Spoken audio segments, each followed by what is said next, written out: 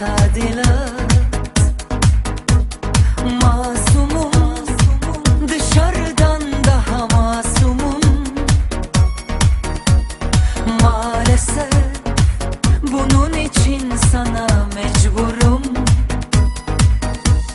Yüksek uçan kuşun, yüreği sarhoşun, acı çeker gibi kölesi olmuşum. Kavga edenlere, bana küsenlere, yüreği çar gidip geri dönenlere. Affet diyen kim, ezgeç diyen kim, aşktan çeken kim benim kadar?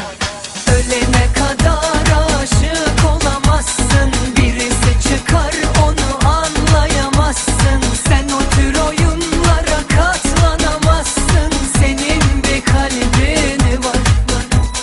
Hadi diyelim biri çok deli sevdi, senin için her şeyi verdi. Ya bir gün olur sana bel kıvırırsa, binlerce dansözü var.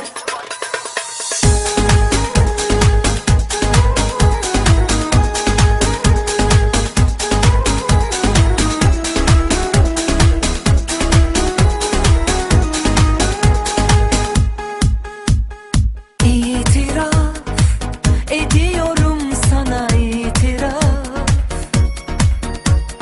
Başladı yaralı aşklara tadilat. Masumum, dışarıdan daha masumum. Maalesef bunun için sana mecburum.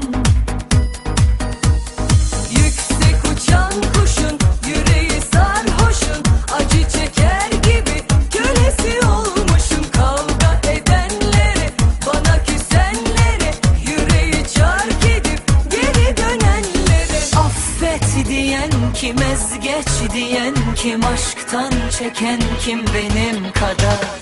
Ölene kadar aşık olamazsın, birisi çıkar